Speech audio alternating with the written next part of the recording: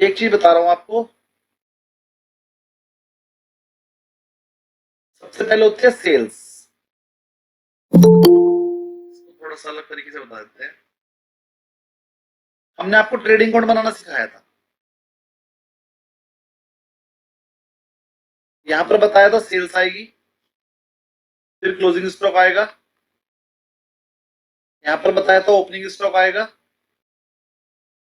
Purchases आ जाएगी, कुछ expense होगा तो वही आ जाएगा, वो भी डायरेक्ट एक्सपेंस, और फिर यहाँ पर जीपी आ जाएगा, ग्रॉस प्रॉफिट, और ये टोटल इक्वल आ जाएगा।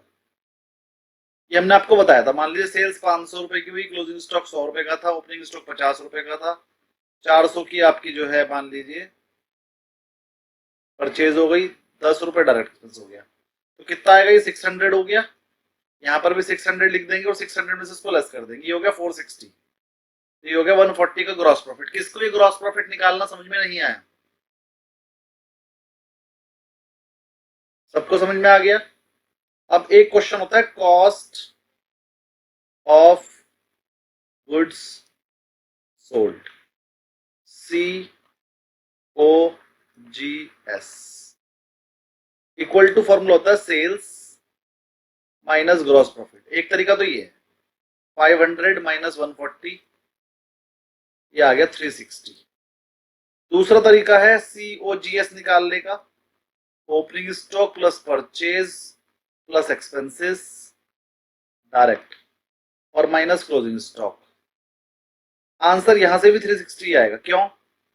अरे भैया, ये तो सेल में से जीपी लेस कर लो या फिर इन सबको ऐड करके उसमें से ये लेस कर दो, बात तो सेम ही है ना।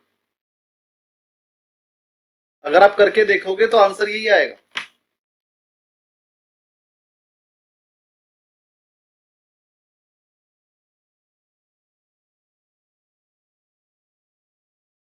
अगर आप करोगे ये सब तो देखो 50 प्लस 400 प्लस 10, ये हो गया 460, 460 माइनस 100, 360 ही आएगा।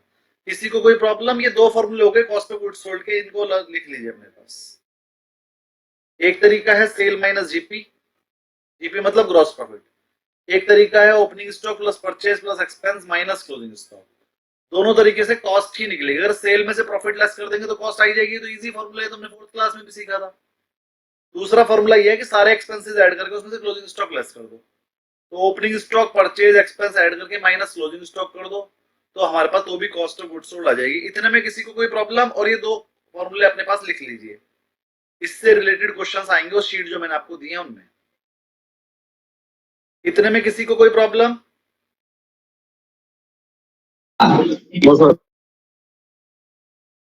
ठीक है। स्टॉक परचेज और एक्सपेंसेस है, उसके बाद जीपी। हाँ जी, हाँ जी, expenses. Opening stock plus purchase plus expense minus closing stock.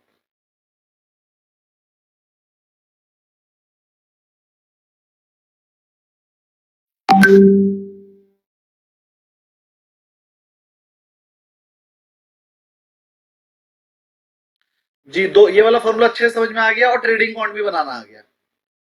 अगर अब पेपर में आपसे कुछ पूछ लिया जाए, मान लीजिए क्वेश्चन में आपको ये सब कुछ गिवन है और साथ में जीपी भी गिवन है, ग्रॉस प्रॉफिट भी गिवन है, और पूछा जाए क्लोजिंग स्टॉक बता दो, तो भी आप बता दोगे ट्रेडिंग अकाउंट बना के। अगर आपको opening stock purchase expense GP और क्लोजिंग स्टॉक निकल जाएगा, ट्रेडिंग अकाउंट बना yes sir, yes sir. Trading account बना लेना, जब सब कुछ ही गिवन है तो क्लोजिंग स्टॉक निकल आएगा। तो ट्रेडिंग अकाउंट बनाना आ गया आपको, ये मैं पहले ही सिखा चुका हूँ, बस इससे न्यूमेरिकल कैसे सॉल्व होंगे। चलिए, इतना तो अच्छे से समझ में आ गया आपको। अब मैं फिर से बता देता हूँ एक बार। Cost of goods sold less होएगा तो आंसर आएगा ग्रॉस प्रॉफिट। ग्रॉस प्रॉफिट में से इनडायरेक्ट एक्सपेंसेस लेस होंगे तो आंसर आता है नेट प्रॉफिट। ये तो आपको मैं उसी दिन समझा चुका हूँ ना, ट्रेडिंग और पीएल अकाउंट है ना भाई। ट्रेडिंग अकाउंट बनाया तो जीपी निकला, वही जीपी आ गया यहाँ पर, फिर उसमें से इनडायरेक्ट एक्सपेंस पीएल में आ जाते हैं, इनडायरेक्ट एक्सपेंसेस सैलरी वगैरह, वो लेस करके नेट प्रॉफिट आ गया। ट्रेडिंग पीएल बनाना तो आ गया था ना। Yes sir. ग्रॉस प्रॉफिट में से इनडायरेक्ट एक्सपेंस लेस करेंगे तो नेट प्रॉफिट आ जाएगा। और इस नेट Yes. EBIT, EBIT की full form earning before interest and taxes लिख लीजिए।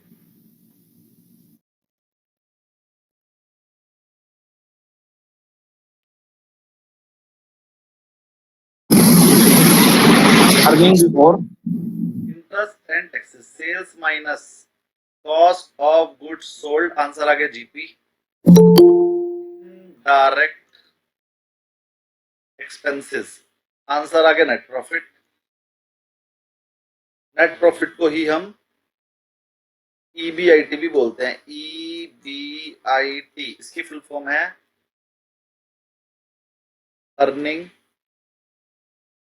बिफोर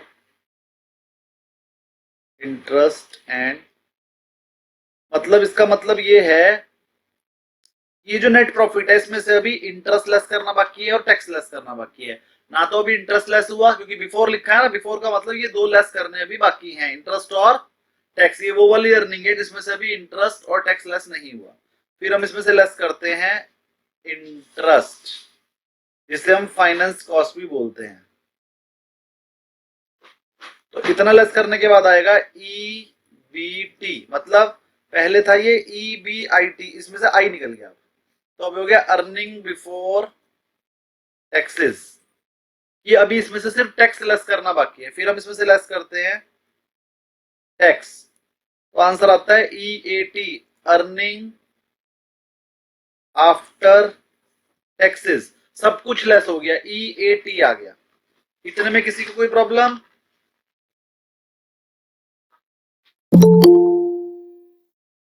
अर्निंग आफ्टर टैक्स जो ये आ गया, ये इसको हम नंबर ऑफ शेयर से डिवाइड करते हैं, डिवाइड, तो आंसर आता है EPS, earning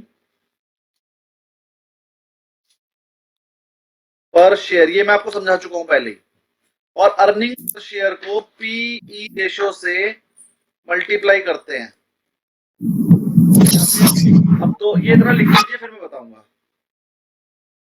sir indirect expenses में क्या क्या है? जो ट्रेडिंग में नहीं आया वो सब कुछ PL में आ जाता है। बेचने से रिलेटेड एक्सपेंस, डिस्ट्रीब्यूशन से रिलेटेड, कोई लॉस हुआ हो, कोई डिस्काउंट दिया हो, कोई एडवर्टीजमेंट किया हो, फैक्ट्री का कोई खर्चा हो, वेजेस दिए हो, सैलरी दिए हो, है ना, हर तरह का पेमेंट करवाया हो, फर्नीचर का depreciation, loss on sale of furniture, सब कुछ PL में आएगा। ट्रेडिंग में क्या आएगा? बनाने से रिलेटेड खर्चे। बनाने से रिलेटेड खर्चों को छोड़ के जो बचे वो सब PL में आएंगे।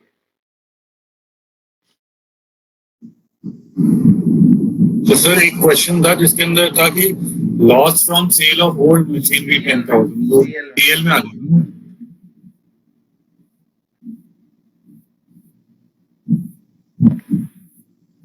इतना कर लिया कॉपी। EPS आ गया, और EPS आने के बाद आपने प्राइस लिखा, और price upon EPS equal to PE ratio होता है। प्राइस सर ये क्या है sir? Less interest and some tax. कौन सा वाला? ये रहा सर, इधर ऊपर से थोड़ा सा इधर, लेस इंटरेस्ट एंड इंटरेस्ट या फाइनेंस कॉस्ट दोनों एक ही बात होती है। इंटरेस्ट को फाइनेंस कॉस्ट भी बोलते हैं। ओके। इंटरेस्ट या फाइनेंस कॉस्ट, तो आंसर आएगा EBT, अर्निंग बिफोर टैक्सेस। फिर उसमें से टैक्स लेस करेंगे तो आंसर आएगा, टैक्स लेस करेंगे तो आफ्टर टैक्सेस। ये फिर उसको डिवाइड करेंगे नंबर ऑफ शेयर से तो आंसर आएगा EPS।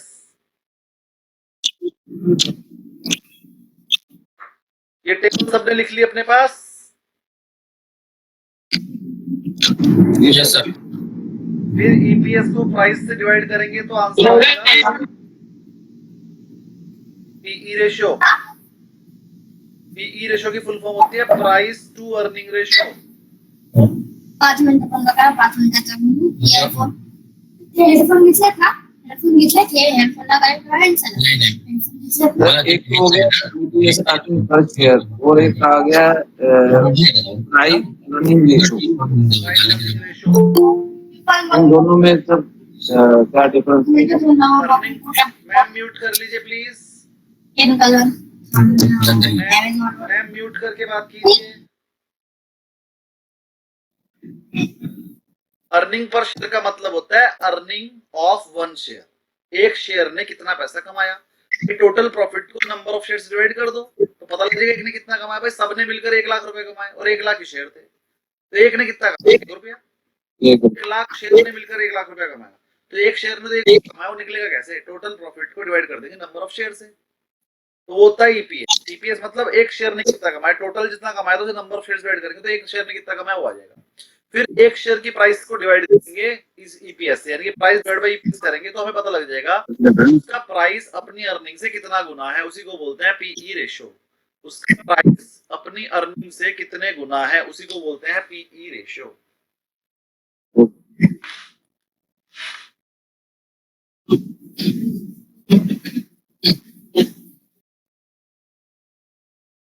जी यहाँ के टेबल सबने लिख लिए एक बार? सर स्क्रीन शेयर नहीं है। हाँ स्क्रीन मैंने बदल दी थी, लेकिन टेबल तो शायद लिख ली होगी आपने। Yes sir. टेबल लिख लिया, हटा दूं इसे आगे सर? Yes sir. ठीक है, अब हम वापिस आ गए। अब देखिए मैंने क्या बताया, सेल्स में से cost of goods sold less कर दो तो आएगा जीपी, फिर जीपी में से इनडायरेक्ट एक्सपेंसेस लेस कर दो तो आएगा नेट प्रॉफिट। नेट प्रॉफिट को हम ईबीआईटीबी बोलते हैं।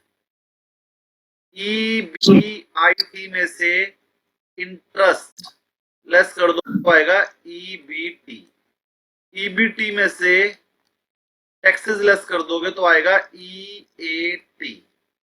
ईएटी को नंबर ऑफ शेयर से डिवाइड करोगे तो आएगा ईपीएस। और ईपी रेशो का फॉर्मूला होता है मार्केट प्राइस पर share divide by earning per share.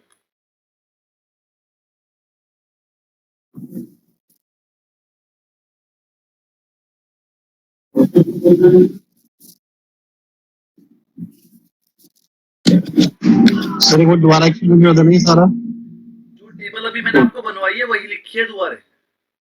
Table ऐसे sale minus cost of goods sold GP आ गया, माइनस इनडायरेक्ट एक्सपेंसेस एनपी आ गया, इसको हम ईबीआईटीबी बोलते थे, माइनस इंटरेस्ट ईबीटी आ गया, माइनस टैक्सेस ईएटी आ गया, नंबर ऑफ शेयर्स डिवाइड किया ईपीएस आ गया, और फिर पी। तो मैंने ये टेबल आपको लर्न करने के लिए दी है ना, उसको मैंने फॉर्मूले में लिख दिया। फॉर्मूले में लिख के याद करना मुश्किल होता है, लिखा सेम है। देखो सेल में से कॉस्ट ऑफ गुड्स सोल्ड जाएगी तो जीपी आएगा, तो मैंने ये लिख दिया। फिर जीपी में से इनडायरेक्ट एक्सपेंस जाएंगे तो नेट प्रॉफिट आएगा, मैंने ये लिख दिया। ईबीआईटी में से इंटरेस्ट जाएगा तो ईबीटी आएगा, मैंने ये लिख दिया। ईबीटी में से टैक्स जाएगा तो ईएटी आएगा, मैंने यहाँ लिख दिया। फिर ईएटी को नंबर ऑफ शेयर्स डिवाइड करेंगे तो ईपीएस आएगा, मैंने यहाँ लिख दिया। और एक फॉर्मूला मैंने ये लिख दिया। मैंने कुछ अलग नहीं समझाया आपको, लेकिन मेरे हिसाब से ये वाला तरीका ज्यादा अच्छा है। ये वाला तरीका पेपर में जब करने को आएगा तो आपने बस टेबल उठा लेने, याद होनी चाहिए। जो सा भी लेवल आ जाए आपने टेबल में डाल देना, आंसर आ जाएगा। अगर आप ये फॉर्मूले करने बैठोगे तो भूल जाओगे, फॉर्मूले करने बैठोगे तो भूल जाओगे। फिर भी जिसको जो इजी लगता हो वो कॉपी कर ले। मैंने दोनों समझा दिए, जिसको जो समझ में आए वो उससे कर ले। मैं यही कहूंगा कि आपको टेबल लर्न होनी चाहिए, मेरे को तो टेबल लर्न है।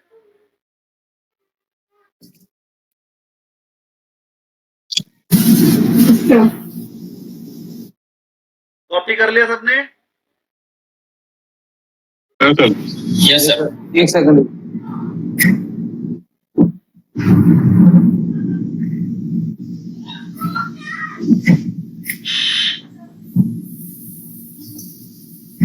सर एक क्वेरी है। हाँ जी, एक क्वेरी है। क्या क्या कह रहे हैं? एक क्वेरी है, डिफरेंट क्वेरी है, पूछूं क्या? बोलिए बोलिए।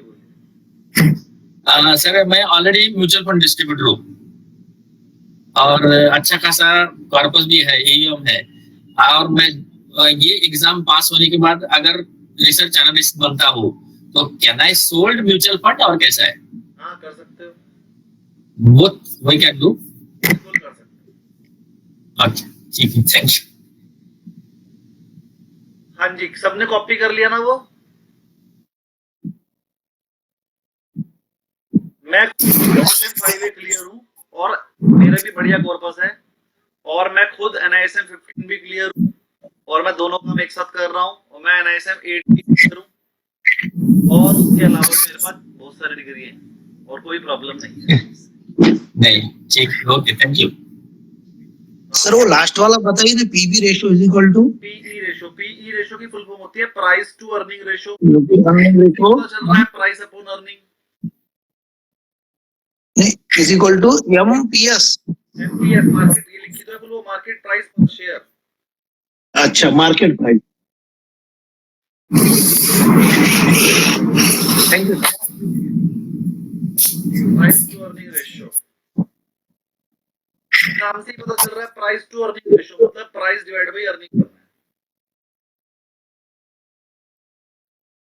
कॉपी हो गया था ना?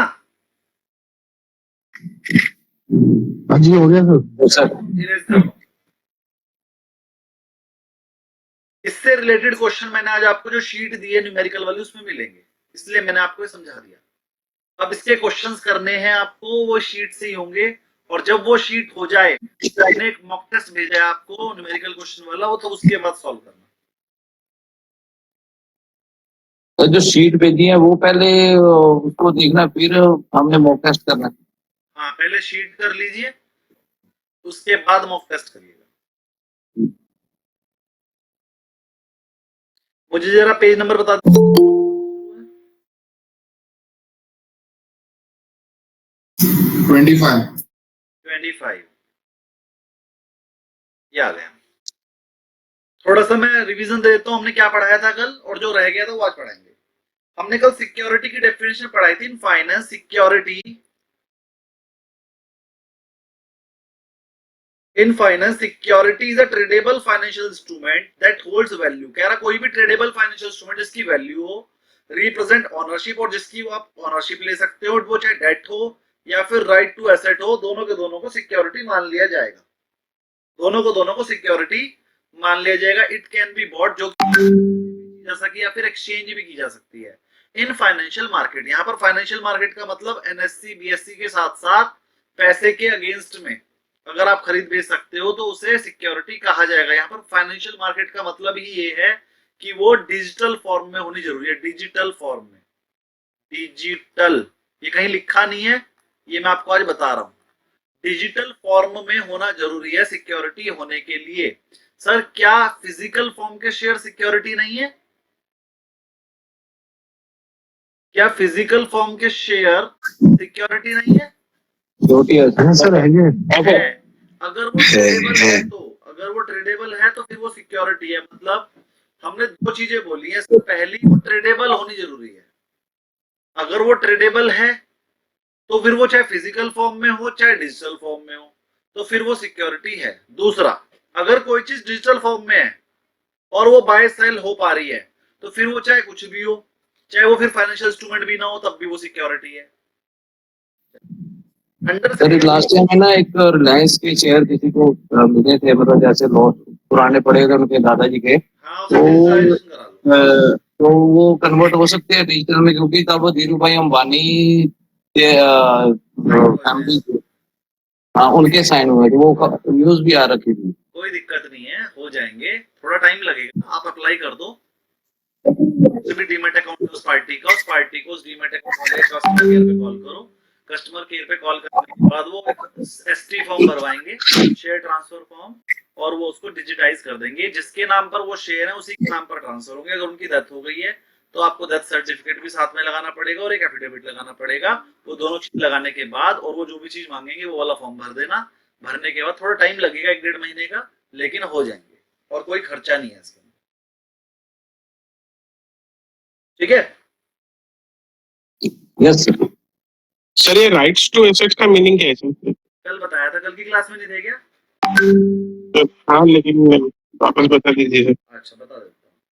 राइट टू एसेट मतलब आपको किसी ने शेयर नहीं दिया, आपको किसी ने शेयर का राइट दे दिया। राइट दे दिया मतलब मैं बताता हूँ। एक घर था, ये लो झोपड़ी थी एक, ये झोपड़ी किसकी थी? मिस्टर फादर की।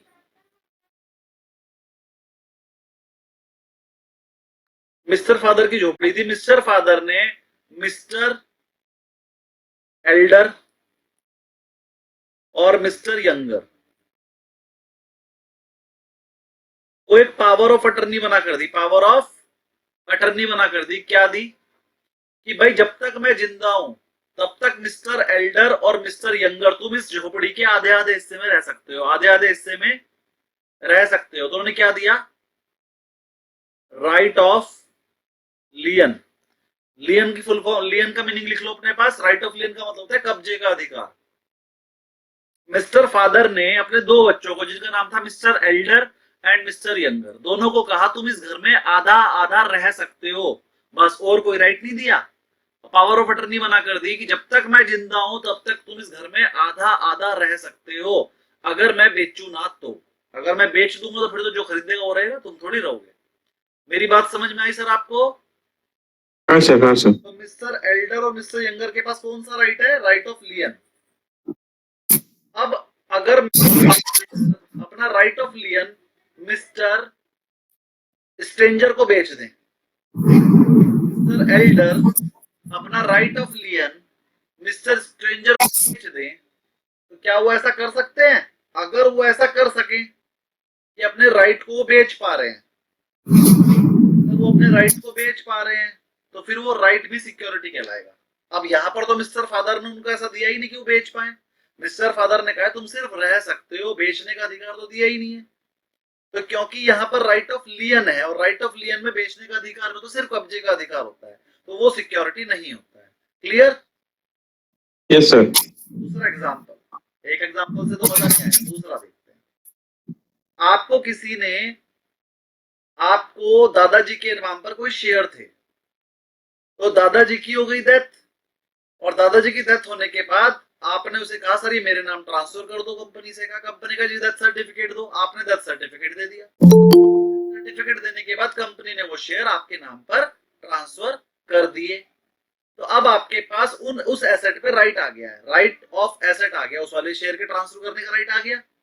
तो जब आप उस शेयर को, चाहे वो फिजिकल फॉर्म में थे और चाहे वो डिजिटल फॉर्म में थे, अगर आप उन्हें बेचना चाहो तो बेच सकते हो। तो वो जो राइट ऑफ एसेट है जो आपके पास, वो राइट है, वो आप बेच सकते हो, इसलिए वो सिक्योरिटी कहलाएगा। यहां भी समझ में आ गया? हाँ सर, क्लियर है सर। अभी क्लियर नहीं हो? अभी एक और एग्जांपल है, वो सबके लिए इंपॉर्टेंट है, अब जो बताने वाला हूं। अब अगर मान लीजिए आपके दादाजी ने शेयर खरीदे थे, अब दादाजी की तो डेथ हो गई। अब दादाजी की डेथ के 3 साल बाद आप कंपनी के पास के, बिल्कुल ये वही एग्जांपल है जो सर ने भी पूछा था कि सर बहुत साल पहले के शेयर हैं वो अब मिल गए उन्हें। तो अब दादाजी के जो शेयर थे, वो कह रहा है बंदा कि भैया मैं अपने नाम पे ट्रांसफर कराना चाहता हूँ, तो डेथ सर्टिफिकेट लगाएगा, कंपनी उनके नाम पे ट्रांसफर कर देगी, तो वो सिक्योरिटी का पार्ट है। लेकिन इतने सालों में जो डिविडेंड मिला होगा, मान लो कि 1 लाख रुपए का डिविडेंड इशू हुआ इतने सालों में उन शेयरों पे मिला के, तो कंपनी आपको क्या बना कर देगी? 2 चीजें बना कर देगी। भाई जिस डेट पे आपके शेयर इशू हुए थे, उस डेट से लेके आज तक जितना भी डिविडेंड मिला होगा उसका लेटर ऑफ क्रेडिट बना कर देगी। क्या बना कर देगी? Letter of credit. और सेकंड बना कर देगी, उन शेयरों को आपके नाम पे ट्रांसफर करेगी, उसके लिए एसटी फॉर्म भरवाएगी, शेयर ट्रांसफर फॉर्म। तो आपको 2 चीजें मिलेंगी। एक तो मिलेगा आपको राइट ऑफ शेयर्स, शेयर्स पे आपका राइट हो जाएगा और वो फिर आपके अकाउंट में ट्रांसफर हो जाएंगे। दूसरा मिलेगा आपको letter of credit, dividend pay भी आपका राइट हो जाएगा। अब वो लेटर ऑफ क्रेडिट जो होगा वो आप अपने अकाउंट में भी ट्रांसफर कर सकते हो और अपने घर के किसी दूसरे बंदे के अकाउंट में भी ट्रांसफर कर सकते हो, क्योंकि वो लेटर ऑफ क्रेडिट है, जिसके पास होगा, जिसके लिए आप अप्लाई करोगे, जिसका नाम लिख कर दोगे, उसमें ट्रांसफर हो जाएगा। अब मान लीजिए वो लेटर ऑफ क्रेडिट आप अपने बड़े भाई को बेच दो, तो ये जो लेटर ऑफ क्रेडिट है, क्या ये भी सिक्योरिटी कहलाएगा? हाँ कहलाएगा, क्योंकि ये ट्रेडेबल है, ये बाय सेल हो सकता है और आप अपने भाई को बेच रहे हो, तो ये भी सिक्योरिटी का पार्ट है। यहाँ पर कोई सिक्योरिटी नहीं दी। रिलायंस के शेयर तो आपने अपने अकाउंट में ले लिए, लेकिन रिलायंस के शेयर पे जो डिविडेंड मिल रहा था, जो शेयर वारंट था, जो शेयर सर्टिफिकेट था, जो शेयर का लेटर ऑफ क्रेडिट था या डिविडेंड रिसिप्ट थी, बहुत सारे नाम होते हैं इसके, तो जो डिविडेंड रिसिप्ट थी, शेयर वारंट भी बोल देते हैं इसको, डिविडेंड वारंट भी बोल देते हैं, तो जो भी था ये, अगर आप ये किसी के नाम पे ट्रांसफर कर रहे हो तो ये भी सिक्योरिटी की डेफिनेशन में आ जाएगा। हालांकि इतना डीप मुझे सिखाने की जरूरत नहीं है, NISM 15 के कोर्स में इतना ज्यादा है नहीं, लेकिन बस मेरा मन हो जाता है जब कोई कुछ पूछता है तो फिर मैं नया सिखा देता हूँ। तो सर समझ में आ गया, सिक्योरिटी जो ट्रेडेबल हो और जिसकी वैल्यू, यस सर। जिसकी वैल्यू ऊपर नीचे हो सकती है, बाय सेल हो। एक एग्जांपल और देते हैं, चलिए और इंपॉर्टेंट एग्जांपल है और किसी को नहीं पता ऐसा हो सकता है जो मैं बताने वाला हूँ। आपके पास रिलायंस के 1000 शेयर थे, पहले से थे, 1000 रुपए का शेयर आपका पहले से थे, आप ही के हैं, किसी के नहीं है, आप ही के हैं। कंपनी ने राइट शेयर बताए, कंपनी ने कहा भाई जिसके पास हमारे 100 शेयर होंगे हम उसे 10 शेयर राइट इशू में दे देंगे 500 रुपए के रेट पे। शेयर है 1000 रुपए का, कंपनी कह रही है हम 500 में देंगे, जिसके पास लेकिन 100 शेयर होंगे उसे 10 ही मिलेंगे। तो आपके पास कितने शेयर थे 1000, आपको कितने मिलेंगे 10 20 मिलेंगे। आंसर तो इसका 100। तो जिसने 100 दिया उसका सही है, जो 10 20 और 50 और 100 वाले सब गलत है। तो आप खुद समझ लो आप पेपर में क्या करके आओगे। फिर भी क्वेश्चन जरा ध्यान समझिए, मैं थोड़ा कड़वा हूं, लेकिन अगर मेरी बातें कड़वी लग जाए तो घर जाके दबा के पढ़ाई कर लेना और पास हो जाना। जिनको मेरी बातें कड़वी लगती है वो पास हो जाते हैं, और जिनको कोई फर्क नहीं पड़ता फिर भैया तो भगवान ही मान लिया है, पूरा मान जाओ अगर मेरी बात कोई कड़वी लगे तो। 100 वाले का आंसर ठीक था और सिंपल मैथ्स है, मैंने सिंपल बोला भाई जिसके पास 100 शेयर है कंपनी कह रही है 10 शेयर देंगे, मतलब ये 10 पे 1 दे रही है। अरे 100 पे 10 देने का मतलब 10 पे 1। अब 1000 वाले को कितने मिलेंगे 100 मिलेंगे। 100 मिलेगा। किसको समझ में नहीं आया सर 100 कैसा है, दोबारा पूछ लो, मुझे कोई प्रॉब्लम नहीं है बताने में। राधा जी समझ में आ गए 100 कैसे मिलेंगे? या तो पहले उनके पास 1000 शेयर थे, now he is giving company declare 10 right share holder of 10 right shares. Who hold 100 shares, company is willing to pay 10 shares as right share. So it means company is willing to pay 1 on 10. Who hold 10 shares, company will give 1 share as right. So who hold 1000, company will give 100 shares as right. सबको समझ में आ गया, 100 share मिलेंगे। अब जिसको 100 share खरीदने उसे 500 रुपए आपसे पैसे भी तो देने पड़ेंगे। 1000 वाला शेयर है कंपनी राइट शेयर का मतलब क्या होता है कि थोड़े कम रेट में मिलता है, फ्री में थोड़ी मिलता है। राइट शेयर मार्केट प्राइस से थोड़े कम रेट में मिलता है, तो 1000 वाला शेयर 500 रुपए मिल जाएगा, लेकिन वो 500 भी तो देने पड़ेंगे। अब मिस्टर शिवम गुप्ता के पास 1000 शेयर थे, उनके पास भाई आया फोन कंपनी से, सर आपके पास 1000 शेयर, आप चाहो तो 100 शेयर खरीद सकते हो 500 के रेट पे, लेकिन भैया 1000 तो है मेरे पास। 100 शेयर खरीदने के लिए 500 के रेट पे मुझे 50,000 रुपए को देने पड़ेंगे। किस किस को समझ में आ गई कि मुझे 50,000 रुपए देना पड़ेगा? यस सर, आ गए समझ में। और नहीं आया। मेरे पास 1000 शेयर थे, कंपनी ने कहा कि 1000 शेयर वाले को 100 शेयर मिलेंगे, तो समझ में आ गया Deepmala ji? Yes sir. 100 shares में खरीद सकता हूँ, लेकिन राइट शेयर फ्री में नहीं होते, बोनस शेयर होते हैं फ्री में। राइट शेयर होते हैं कि उसकी कोई वैल्यू होती है, बल्कि मार्केट प्राइस से कम पे होते हैं। जैसे मार्केट प्राइस 1000 रुपए, कंपनी ने कहा 500 रुपए में दे देंगे, लेना चाहो तो ले लो वरना मत लो। अब मेरे पास पैसे नहीं है, अब मुझे अगर है तो 100 शेयर लेने के लिए 500 रुपए आपसे 50,000 देने भी तो पड़ेंगे, भले ही मैं उसे बाद में 1 लाख रुपए में बेच लूंगा, क्योंकि 1000 का शेयर चल रहा है और कंपनी 500 में ही दे रही है, बिल्कुल प्रॉफिट है उसे लेने में। 50,000 रुपए देके सीधे 1 लाख हो जाएंगे एक ही दिन में, जिस दिन शेयर मिलेंगे उस दिन बेच दूंगा, लेकिन उसके लिए पहले 50,000 देने भी तो पड़ेंगे। दीपमाला जी समझ में आया? Yes sir. मान लीजिए मेरे पास 50,000 है ही नहीं, फिर छोड़ दूं? हाँ सर छोड़ सकते हो। छोड़ना पड़ेगा, लेकिन गलत हो जाएगा ना। You can do something. तो मैं क्या करूंगा, जो अपने राइट शेयर का राइट है, मेरे को कंपनी ने राइट दिया है कि आप 100 शेयर खरीद सकते हो, मैं अपना ये राइट शेयर का राइट भी किसी को बेच सकता हूँ। अब मैं राधा जी को फोन करूंगा, राधा जी रिलायंस के शेयर लेने हैं, मार्केट में 1000 का है, मैं 600 का दिलवा सकता हूँ। कैसे? 100 रुपए आप मुझे दे दो और मेरा राइट आप ले लो, 500 रुपए कंपनी को दे दो, आपको शेयर मिल जाएगा। तो मैंने अपना राइट बेच दिया राधा जी को 100 रुपए में। राधा जी को तो मजा आ गया, 1000 वाला शेयर 600 में पड़ गया, भाई 100 उन्होंने मुझे दिए, 500 कंपनी को देंगी, 400 रुपए बार बच गए, बहुत बढ़िया, तो एकदम से ले लेंगी वो। तो मैंने अपना राइट बेच दिया, वो मैं 100 में भी बेच सकता हूँ, 200 में भी, 300 में, जितने में भी राधा जी लेने को तैयार हो जाए। हो सकता है ना राधा जी से कहूँ चलो 50-50 कर लेंगे, पैसा आपका राइट मेरा, तो 750 में 250 रुपए आप मुझे दो, 500 का प्रॉफिट है, 250 आपका, 250 मेरा। जी किसको समझ में अभी भी नहीं आया कि मैं अपना राइट बेच सकता हूँ? सर वो तो बट इसकी ट्रांजैक्शन किस हिसाब से होती है, आपके अकाउंट से ट्रांसफर होंगे?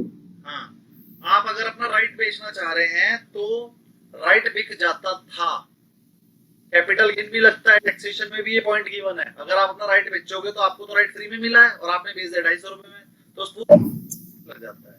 तो जब आप टैक्सेशन पढ़ोगे तो भी आपको पढ़ने को मिलेगा ये, लेकिन प्रैक्टिकली ये किसी ने कभी ना बेचा है और ना ही शायद आप अपने एंजल वगैरह को कॉल करोगे, शायद वो भी कहेंगे यार कैसे होगा, लेकिन ये हो जाता है। लेकिन ये हो जाता है, इसके लिए क्या करना पड़ता है वो एंजल वाले बताएंगे कि कैसे होगा।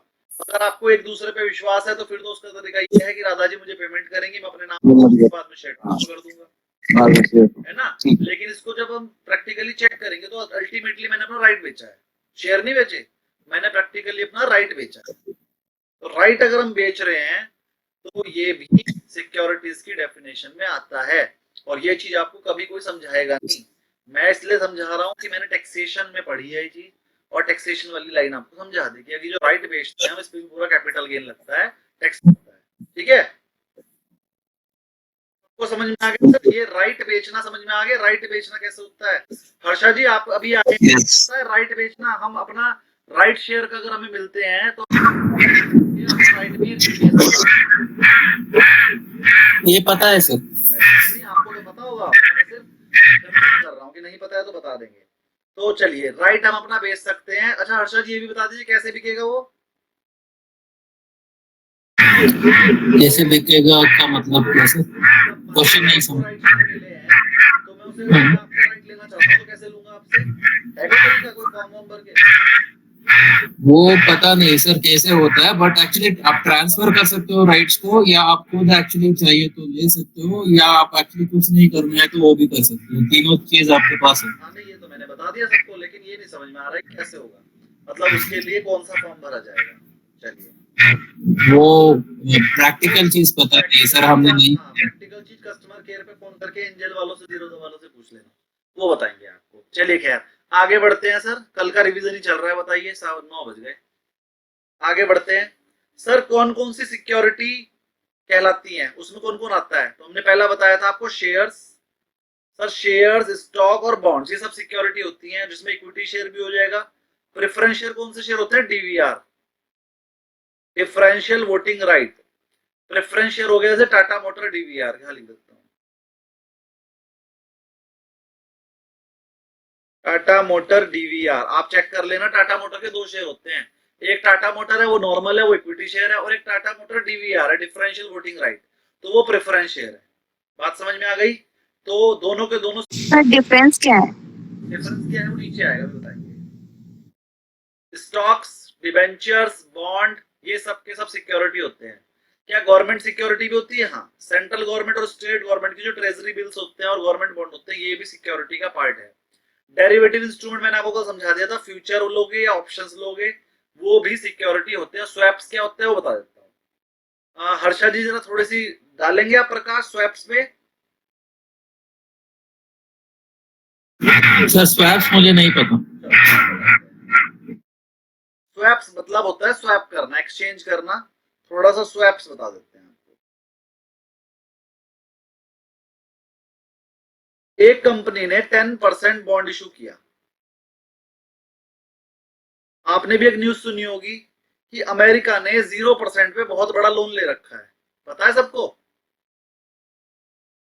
No sir. अच्छा मैं बता देता हूँ, अमेरिका ने आज पहले 0% पे बहुत सारे बॉन्ड इशू किए थे, क्योंकि आज से 15 साल पहले अमेरिका का जो इंटरेस्ट रेट था वो 0% चल रहा था। तो कई हजार खरब रुपए का, कई हजार खरब डॉलर का बहुत बड़ा लोन, बड़ा लोन। तो अमेरिका ने लिया बहुत बड़ा लोन 0% पे और कहा मैं 15 साल बाद पैसे दे दूंगा। और उस टाइम पर क्या था, वहां पर 0% का इंटरेस्ट भी नहीं था, माइनस में था इंटरेस्ट रेट। मतलब अगर तुम अपने पास पैसे रखोगे तो तुम्हें हर साल ब्याज देना पड़ेगा गवर्नमेंट को। तो सब लोगों ने अपना पैसा, जो एक्स्ट्रा पैसा था वो उसके लोन में रख दिया कि चलो अब हमें यूज तो करना नहीं है, लेकिन 15 साल हमारा पैसा सेफ रहेगा और हम अपने बच्चों को दे पाएंगे बिना कम हुए। तो अमेरिका में बहुत टाइम तक 0% इंटरेस्ट रेट चला, 2-4 साल से इंटरेस्ट रेट है वहां पर, अब भी आजकल भी 4% का रेट है, कोई बहुत बड़ा रेट नहीं है वहां पे।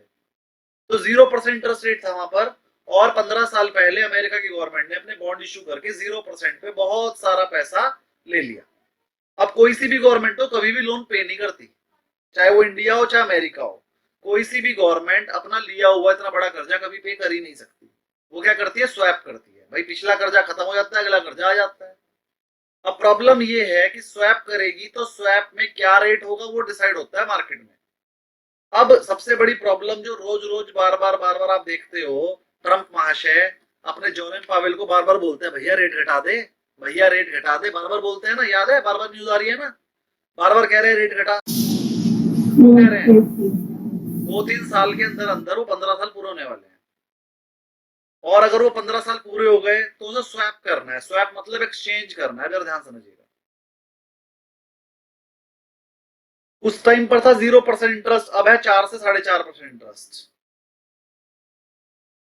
अब या तो कंपनी को, या तो अमेरिका को वो अरबों खरबों रुपए देने पड़ेंगे, या फिर उसके बदले अरबों खरबों रुपए के बॉन्ड देने पड़ेंगे, वो भी पूरे 15 साल के लिए। लेकिन अगर अब इस टाइम पर बॉन्ड देंगे तो कितने पे इशू हो जाएंगे? 4.5% पे, जो कि बहुत बड़ी अमाउंट बन जाएगी। अमेरिका दे ही नहीं पाएगा इतना इंटरेस्ट। तो एक बात अच्छे से समझ लो, जैसे ही ये 15 साल पूरे होंगे तब तक वो इंटरेस्ट रेट 0 पे ले आएगा अपने आप। तो इंटरेस्ट रेट अगले 2 से 3 साल के अंदर अंदर 0% जाना ही जाना है। इसीलिए मैं कह रहा हूं, चलो थोड़ा सा हम आउट ऑफ द सिलेबस चले जाते हैं। आप ये बताओ, ये जो हर बार फेड की मीटिंग में जेरोम पावेल बोलता है कि मैंने 25 पैसे घटा दिए हैं, ये जो 0.25% घटा देता है वो इससे क्या फर्क पड़ता है, किसी को पता है? जेरोम पावेल कहता है कि मैंने 25 पैसे घटा दिए, मतलब 0.25%, 1/4% घटा दिया। क्या घटाया उसने? वो रेट, उनका इससे ग्रोथ आती है, फिर हो जाती है ग्रोथ। ऐसा क्या कर दिया उसने? पैसा सस्ता हो जाता है ना, घर लेना है, गाड़ी लेना है, सस्ते मिलते हैं सर, कर दे। एक मिनट, पहला आंसर दिया सूर्यवंशी जी ने कि सर पहले हम जब 100 रुपए का कर्जा ले रहे थे तो हमें 4.5 रुपए ब्याज देना पड़ता था, अब हम 100 रुपए का कर्जा लेंगे तो 4.25 रुपए ब्याज देना पड़ता है। तो जो 25 पैसे कम हो गया हमारा ब्याज का कर्जा, कर्जे पे ब्याज, उसकी वजह से जो आम आदमी है उसे थोड़ी चीजें सस्ती मिलने लगी। उसे अगर होम लोन लेना है तो 25 पैसे सस्ता मिलेगा, कार लेना है तो 25 पैसे सस्ता मिलेगा। इसकी वजह से थोड़ी सी वो बाइंग ज्यादा करने लगता है, क्योंकि उसकी अपनी पावर बढ़ जाती है, बाइंग कैपेसिटी बढ़ जाती है। कितने परसेंट से? लगभग 10%। भाई 4.5% की चीज 4.25 पे मिलने लगी, तो कुछ पैसा तो बचा ना, उतने से थोड़ी सी ग्रोथ बढ़ जाती है। बिल्कुल ठीक है आपका आंसर, लेकिन ये मेन आंसर नहीं है। और क्या होता है 25 पैसे घटने से? और आंसर बोलिए। बॉन्ड की प्राइस थोड़ी बढ़ जाती है। बॉन्ड के प्राइस बढ़ जाते हैं, ये हम आपको पहले ही सिखा चुके हैं कि अगर इंटरेस्ट रेट गिरते हैं तो बॉन्ड के रेट बढ़ जाते हैं, इंटरेस्ट रेट बढ़ते हैं तो बॉन्ड के रेट गिर जाते हैं। ये भी सबको इन्फ्लेशन इन्फ्लेशन सर, जब इंटरेस्ट रेट कम होगा तो ये एवरेज ही तो होता है इन्फ्लेशन। इन्फ्लेशन में हम आलू सब्जी कितनी चल रही है, पेट्रोल कितना चल रहा है, इंटरेस्ट रेट कितना चल रहा है, कारें क्या रेट चल रही हैं, हर चीज का एवरेज लेते हैं। तो उसमें एक factor interest rate on bank loan भी होता है। तो अगर इंटरेस्ट रेट कम होगा तो ओवरऑल एवरेज इन्फ्लेशन का कम हो जाएगा। जैसे ही हम इंटरेस्ट रेट कम करते हैं तो थोड़ा सा फर्क इन्फ्लेशन पे पड़ सकता है, लेकिन मैं आपको बता दूं इंटरेस्ट रेट कम करने से इन्फ्लेशन बढ़ जाते हैं। क्यों? इंटरेस्ट रेट कम करने से लोगों के हाथ में पैसा ज्यादा आता है, और पैसा ज्यादा आते ही सारे वो मार्केट में पैसा लेके भागते हैं और ज्यादा खरीदते हैं, और ज्यादा खरीदते हैं, ज्यादा पैसा होता है तो महंगे में खरीदते हैं। तो यहाँ पर इन्फ्लेशन घटती नहीं है, इन्फ्लेशन उल्टा बढ़ती है। जेरोम पावेल भी तो ये कह रहा है मैं इतनी जल्दी रेट नहीं घटाऊंगा, मेरी इन्फ्लेशन बढ़ जाएगी। तो जेरोम पावेल ये कह रहा है भैया मैं नहीं बढ़ाऊंगा एकदम से, अभी मेरी इन्फ्लेशन काबू में आने दो तभी घटाऊंगा, क्योंकि अगर मैंने इतनी जल्दी घटा तो इन्फ्लेशन बढ़ जाएगी, लोगों के हाथ में पैसा फालतू आ जाएगा, जैसे ही पैसा फालतू आएगा वो ज्यादा महंगा भी खरीद लेंगे। तो वो कह रहा है मैं नहीं घटाऊंगा, और ट्रम्प कह रहा है घटा, नहीं तो मुझे 4.5% 15 साल तक देना पड़ेगा, यहाँ तो सारी ऐसी हो जाएगी, पूरा देश ही खराब हो जाएगा तेरे चक्कर में। तो ट्रम्प कह रहा है, वो जेरोम पावेल कह रहा है भैया वो तेरा काम है, मेरा काम इन्फ्लेशन कंट्रोल करने का है, तेरा काम ये बॉन्ड लेने का है, तो अपना देख मैं अपना देखूंगा। यही झगड़ा चल रहा है। और बताइए क्या होता है 25 पैसे घटने से, और क्या होता है? तो ये रेपो रेट का तो नहीं कंसर्न इसके साथ? नहीं नहीं, मैं बात बोलूं, हाँ बोलिए। जब बॉन्ड की रेट जब घटती है तो फिर मार्केट में इन्फ्लो बढ़ जाता है, बॉन्ड अदर करेंसी में पैसा आने और अदर इंस्ट्रूमेंट में पैसा डाइवर्ट हो जाता है। नहीं, एक चीज और, आप उल्टा बोल गए ना। अगर इंटरेस्ट रेट घट गए तो बॉन्ड में पैसा नहीं आएगा।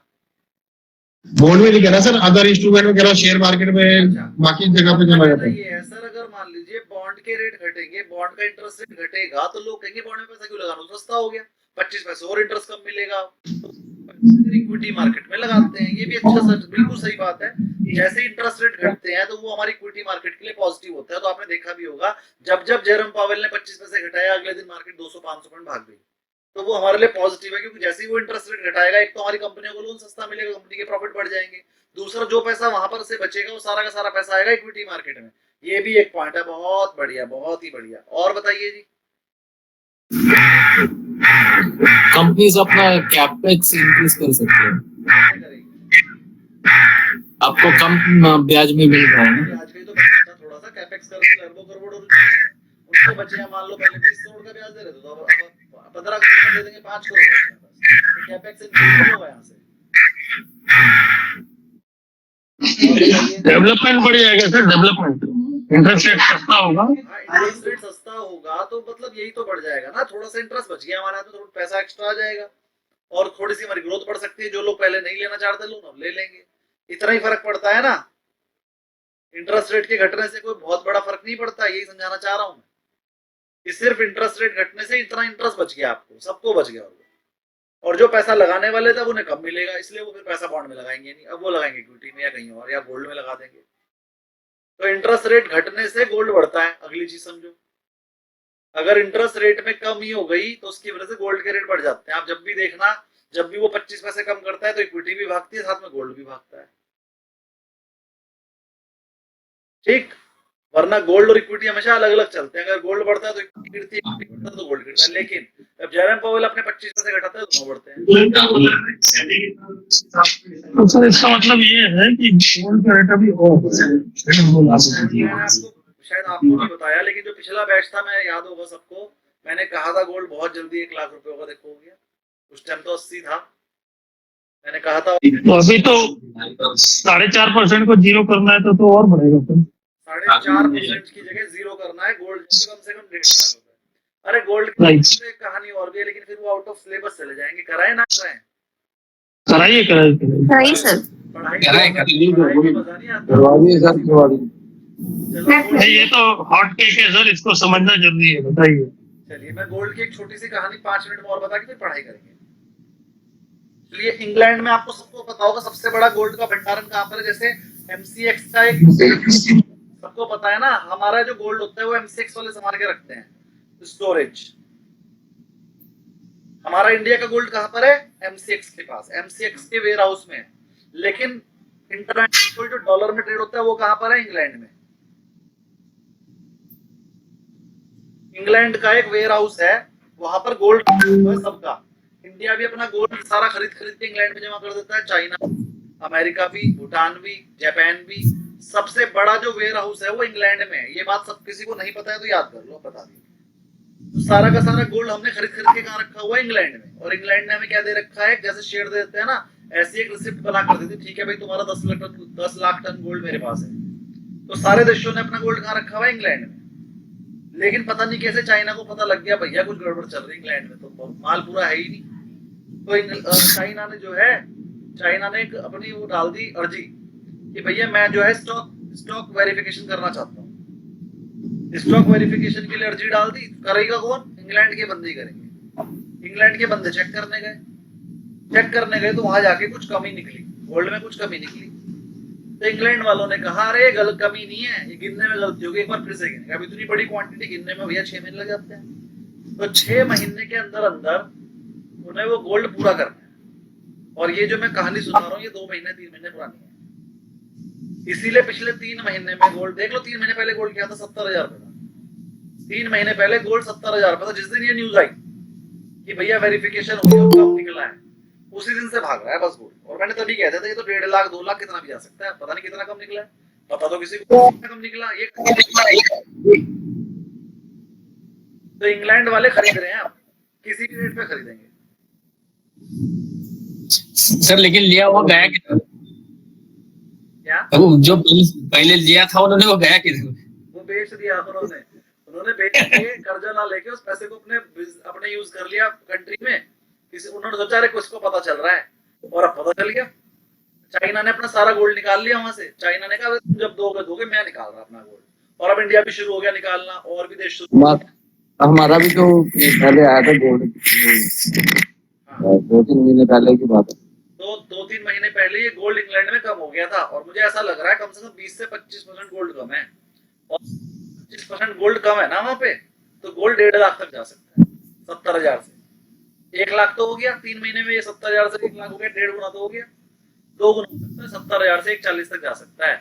लेकिन अब रिस्क है, अगर जिस दिन ये वाली खबर आ गई कि इंग्लैंड की वेरिफिकेशन पूरी हो गई है, गोल्ड पूरा है, उस दिन गोल्ड ऐसे टूटेगा शायद जाएगी, क्योंकि अब जो गोल्ड बढ़ रहा है वो सिर्फ इस बात पे बढ़ रहा है इंग्लैंड के पास तो गोल्ड ही नहीं है, इंग्लैंड गोल्ड खरीदेगा, इस वजह से गोल्ड भाग रहा है।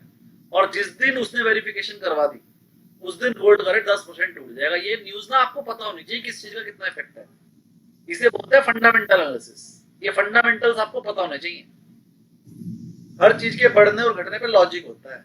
मैंने कल आपको बताया था आज गोल्ड टूट जाएगा, देखो 3,000 पे टूटा कि नहीं टूटा एक दिन में। Yes sir. सुबह को 9 बजे से पहले बता दिया था मैंने, 8 बजे बता दिया था। अच्छा आज मैंने एक शेयर बताया था, कौन सा बताया था वो? एस्ट्रल। पूरी मार्केट पूरे दिन गिरती रही, हमारा एस्ट्रल भागा। मुझे फंडामेंटल लेना है। फंडामेंटल तो है ही, साथ में एफआईआई का डेटा, सॉरी उसका ऑपरेटर का डेटा, उसमें पतंजलि बताया फिर पतंजलि बताया मैंने। हाँ उसके 2 दिन बाद रिजल्ट है, उसमें ऑपरेटर अभी बैठ गया। क्या मुझे नहीं पता ऑपरेटर नेगेटिव साइड बैठा है कि पॉजिटिव साइड, है ना, लेकिन ज्यादातर ऑपरेटर पॉजिटिव साइड ही बैठते हैं। तो मुझे ऐसा लग रहा है कि ऑपरेटर बैठा है तो मतलब कुछ बड़ी न्यूज आने वाली है। एस्ट्रल के अंदर भी ऑपरेटर बैठा हुआ है, अगले 5 दिन के अंदर वो 15% भागेगा। जिसने भी पैसा लगाना है लगा लो, नहीं अपनी मर्जी से लगाना। सर ये कैसे पता चला सर कि ऑपरेटर बैठा है? इसे मेट में सिखाएंगे। सर पतंजलि में मिनिमम कितना लगाना पड़ेगा, पतंजलि में? कॉल खरीदवाई है मैंने पतंजलि की 20-25 हजार रुपए में आ गई। 25 के 50 हो जाएंगे 2-3 दिन के अंदर, या खत्म हो जाएंगे। सर खत्म मत करवाओ। चार्ट एनालिसिस है वो फंडामेंटल में आता है, कौन सा? जो चार्ट एनालिसिस करते हैं वो फंडामेंटल में।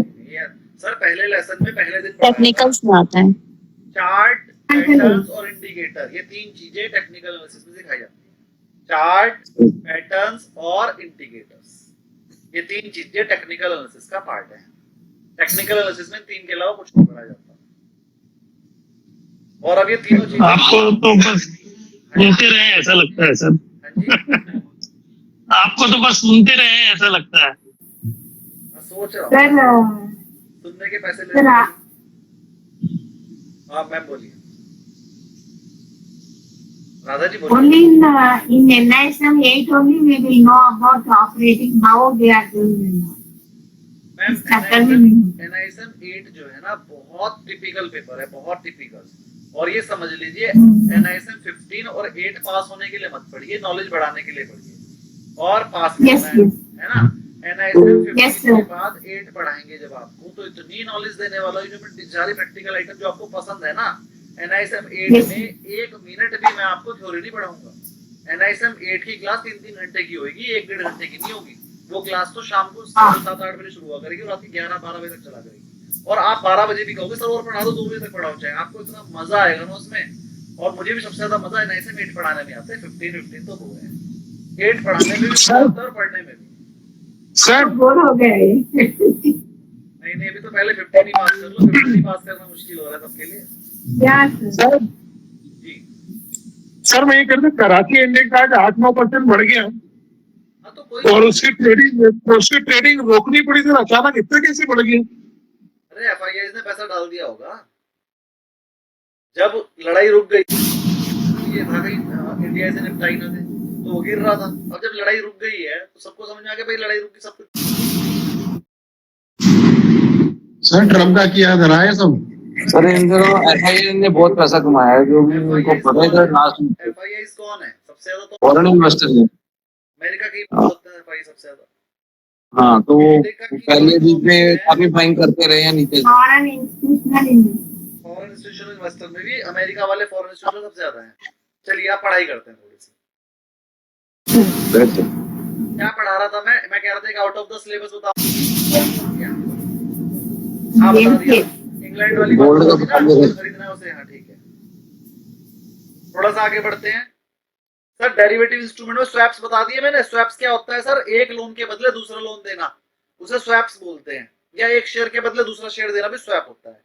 And other financial derivative traded on stock exchange, कह रहा जितने भी डेरिवेटिव होते हैं वो सबके सब units of collective instrument scheme और mutual fund. Sir mutual fund का एक तरीका होता है कलेक्टिव इन्वेस्टमेंट स्कीम, अगर उनके म्यूचुअल फंड या सीआईएस की जो यूनिट्स होंगी उनको भी सिक्योरिटी बोलते हैं।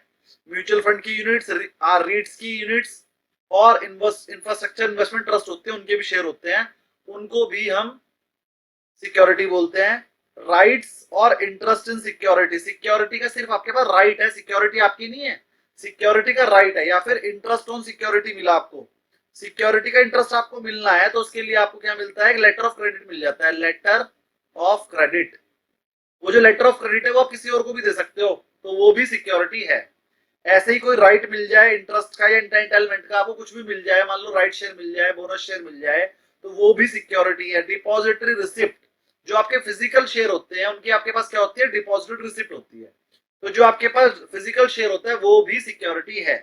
अमेरिकन डिपॉजिटरी रिसिप्ट क्या होती है और ग्लोबल डिपॉजिटरी रिसिप्ट क्या होती है, बहुत इंपॉर्टेंट है, मैं वो बता रहा हूं, ये पेपर में आया भी है। देखो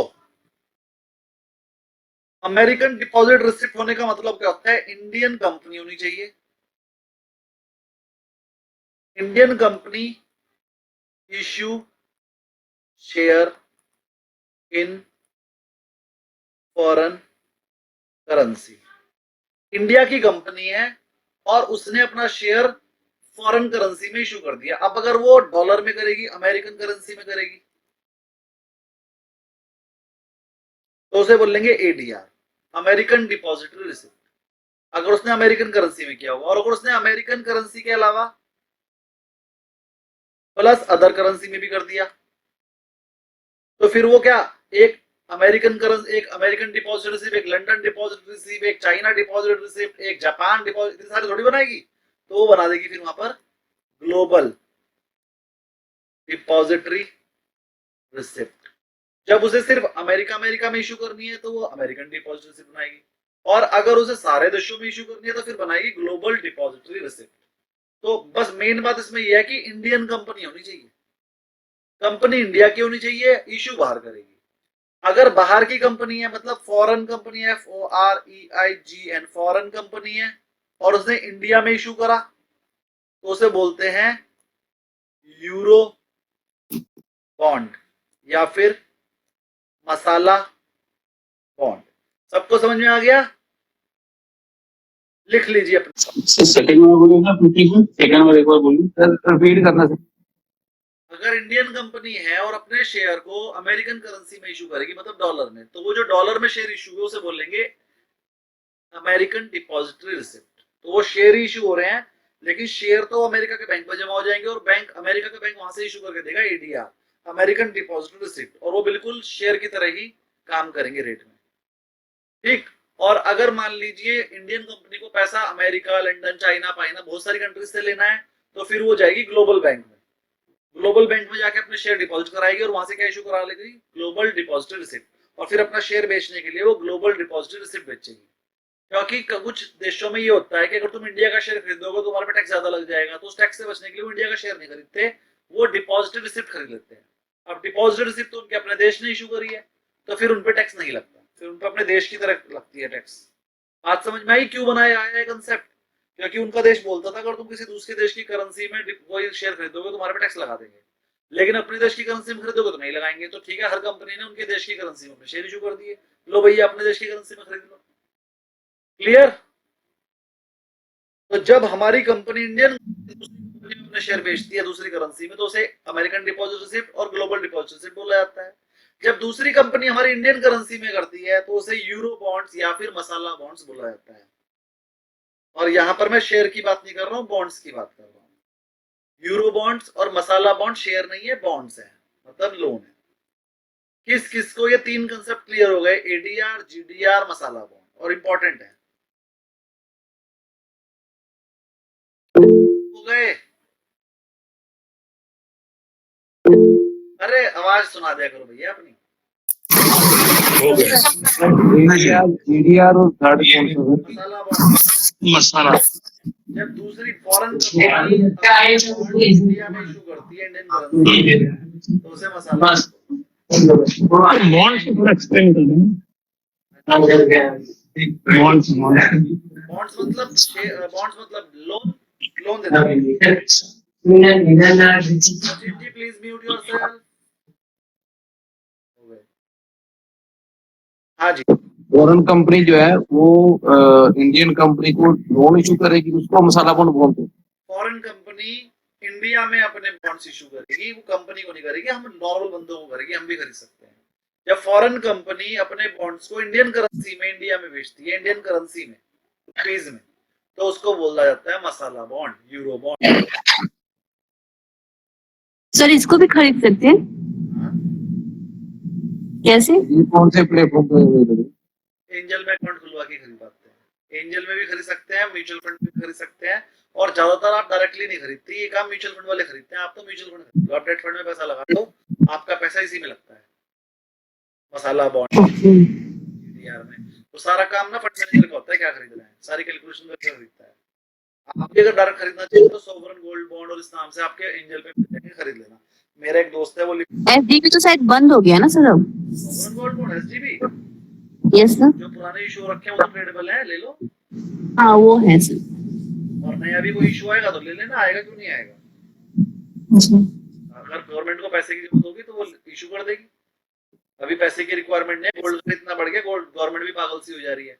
गवर्नमेंट कह रही है यार हमने 50,000 पैसे से गोल्ड खरीदा नहीं, पैसा हमने यूज कर लिया, 15 साल बाद 10 साल बाद जब वो मैच्योर होंगे तो वही वाली टेंशन होगी जो उसको हो रही है। इंग्लैंड के पास गोल्ड ही नहीं है, अपने पास इंडियन गवर्नमेंट के पास भी गोल्ड नहीं है। सर वो गोल्ड मोनेटाइजेशन स्कीम बंद हुई है। गोल्ड मोनेटाइजेशन स्कीम बिल्कुल ही बंद होगी। सोवरन गोल्ड बॉन्ड जब जब कंपनी को, जब जब गवर्नमेंट को जरूरत पड़ेगी वो अपना इशू करके आपसे पैसे ले लेते हैं। लेकिन दिक्कत ये है गवर्नमेंट आपसे पैसा लेके उसका गोल्ड नहीं खरीद रही, उस पैसे को अपने लिए यूज कर रही है और गोल्ड खरीद नहीं रही।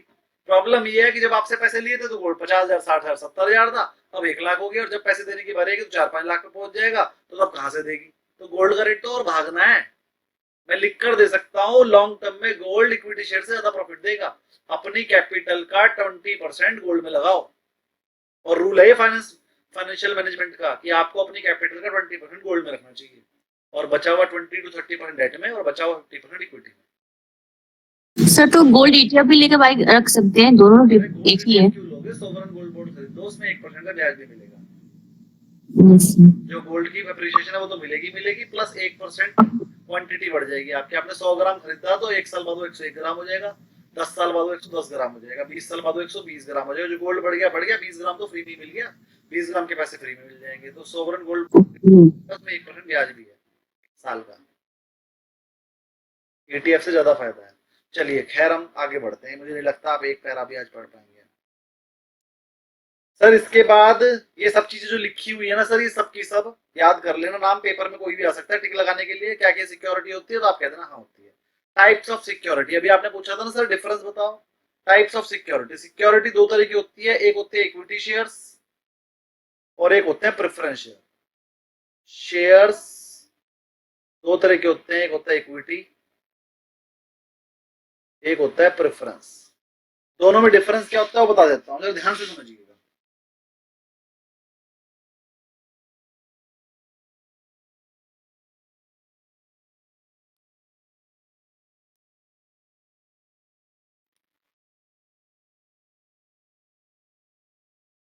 Equity share,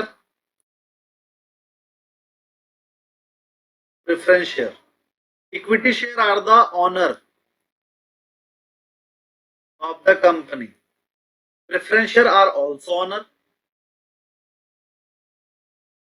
of the company. देखो है तो दोनों शेयर होल्डर ही ना। ये इक्विटी शेयर होल्डर है और ये प्रेफरेंस शेयर होल्डर है।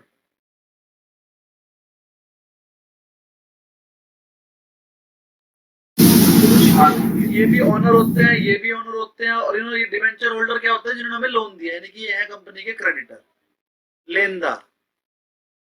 ये हमारे माई बाप है, इन्होंने बस हमें कर्जा दिया हुआ है, ऑनर नहीं है, ये कर्जा दिया हुआ है। सेठ जी कह के बात करेंगे हम इनसे।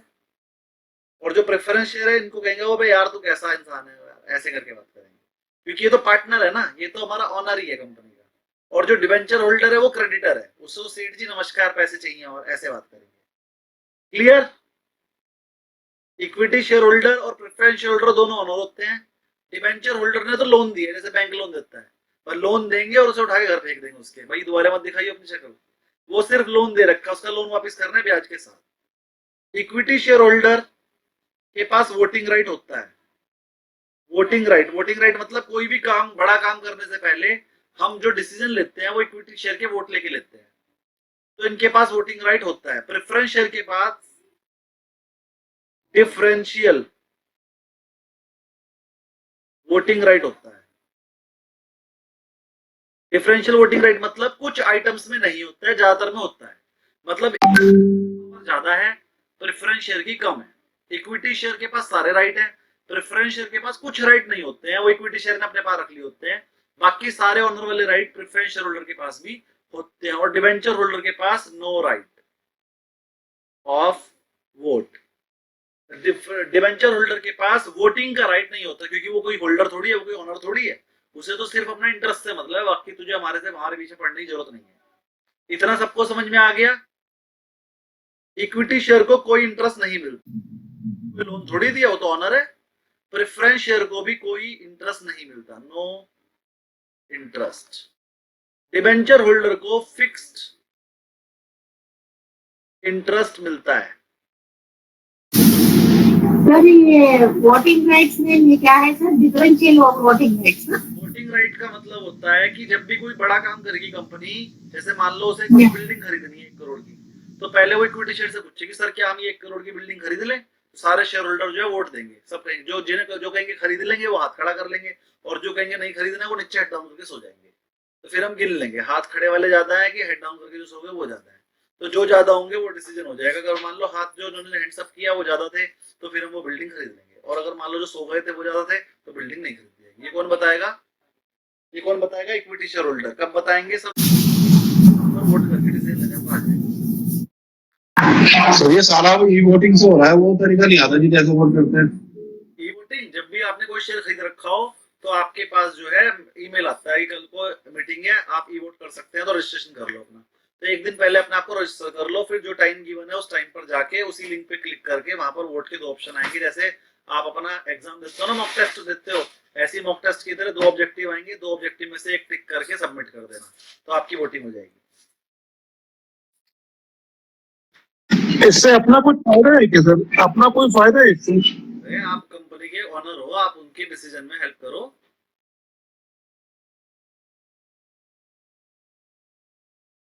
हालांकि आपके पास 100 ही शेयर है, आपके डिसीजन की क्या वैल्यू?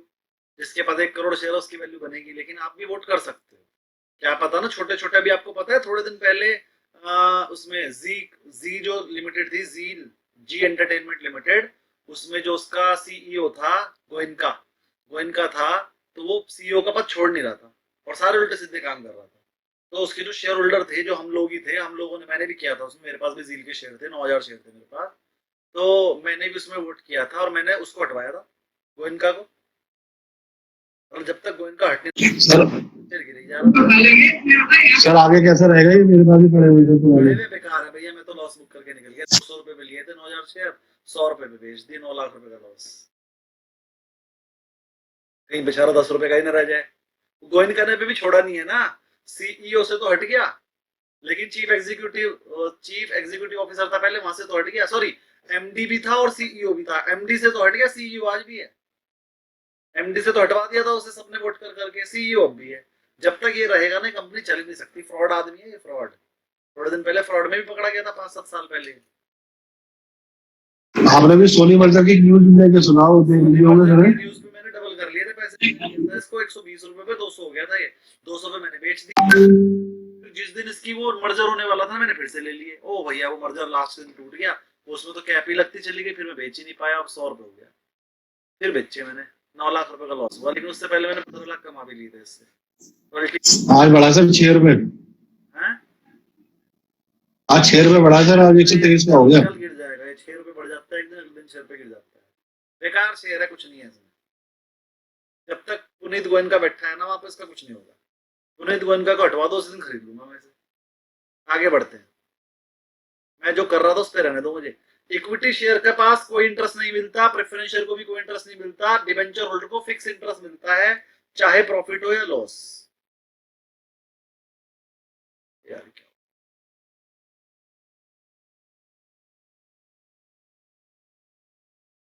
वेदर प्रॉफिट और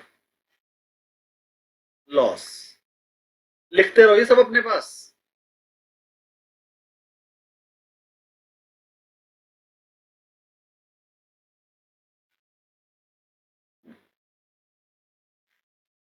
अगला, इक्विटी को no fixed dividend. Preference share का एक फिक्स डिविडेंड होता है, generally fixed dividend only from profits. Profit होगा तो वो डिविडेंड मिल जाएगा, वरना नहीं मिलेगा। और इसको तो कोई डिविडेंड मिलता ही नहीं, नो डिविडेंड। इसको तो इंटरेस्ट मिलता है।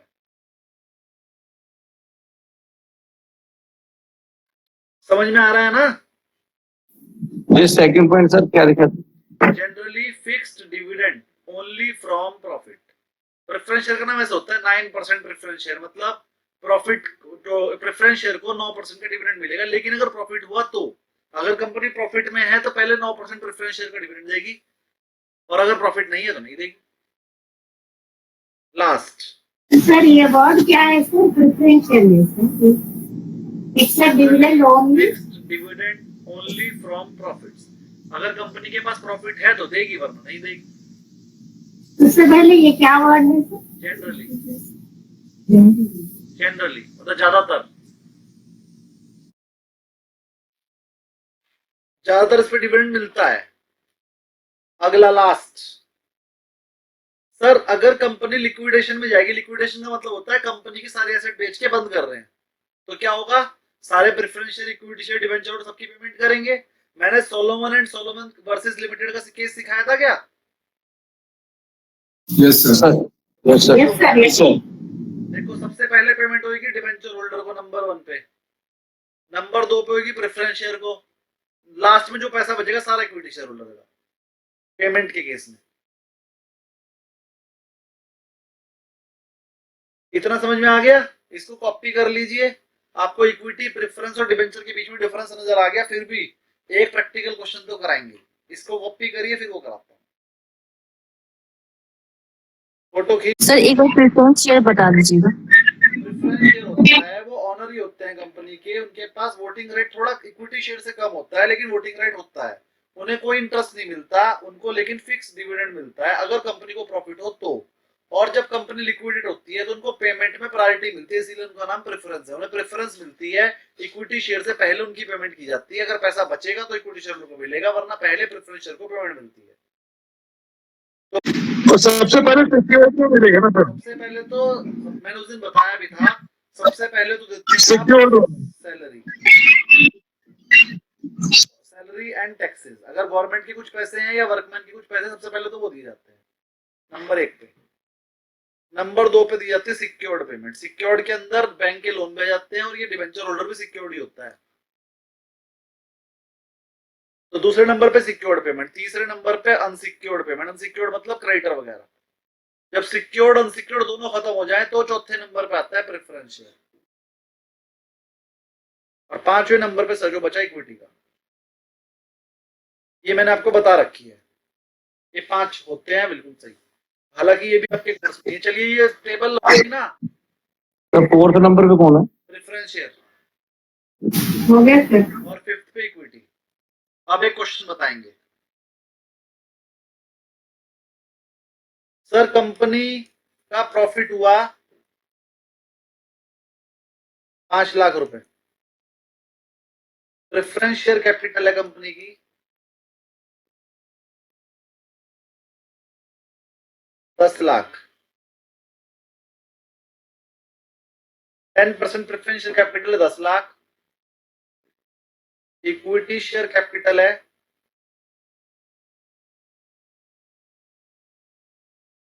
2 lakh share at the rate of 100। चलो 10 कर लो।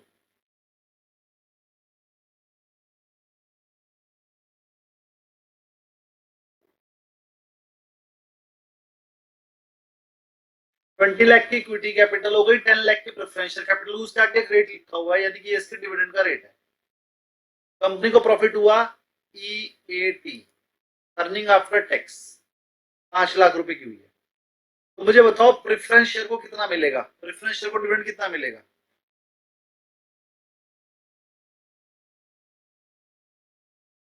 सर दोबारा बताना है शेयर कैपिटल वाला। 10% प्रेफरेंस शेयर कैपिटल है 10 लाख की, और इक्विटी शेयर है 20 लाख के, 2 लाख शेयर है। तो इसमें दो चीजें बता दो बस, प्रेफरेंस शेयर को कितना डिविडेंड मिल जाएगा? 50,000। 50,000 कैसे निकाला भी अभी बता दो। 10% दिया है इसका। 5 लाख का 10%। 5 लाख का 10% तो गलत है ना। प्रेफरेंस शेयर ने कितने पैसे दिए मैं आपको? 10 लाख रुपए। सर 20,000 में 20,000 तो पूरा ही गलत है। प्रेफरेंस शेयर ने कितने पैसे दिए? 10 लाख। तो वो डिविडेंड अपने दिए सर 40% 47 मिलेगा क्या? नहीं मिलेगा। प्रेफरेंस शेयर को मिलेगा 10 लाख का 10%, 1 लाख। प्रॉफिट का 10%। प्रॉफिट का 10% नहीं, डिविडेंड हमेशा फेस वैल्यू पे दिया जाता है। लिख लो इस बात को, dividend always paid on face value, और फेस वैल्यू से बोलते हैं जो बैलेंस शीट में लिखी होती है।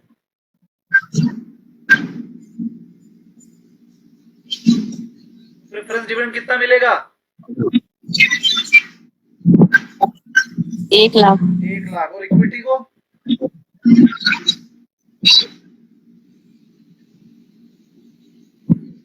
इक्विटी कितना मिलेगा? sir, 10, 1 lakh, 10%. बाकी जितने बाकी बचा हुआ तो इक्विटी के पास चला जाएगा। 4 लाख बाकी तो मिल रहा है इक्विटी को ही है। प्रेफरेंस शेयर में देने के बाद जितना भी पैसा बचता है सारा इक्विटी का होता है। साढ़े कुछ। चलो क्वेश्चन थोड़ा सा बदल देता हूँ। ये समझ में आ गया पहला क्वेश्चन? यस। वापस समझाएगा ना। EAT गिवन है 80,000, तो प्रेफरेंस को कितना मिलेगा?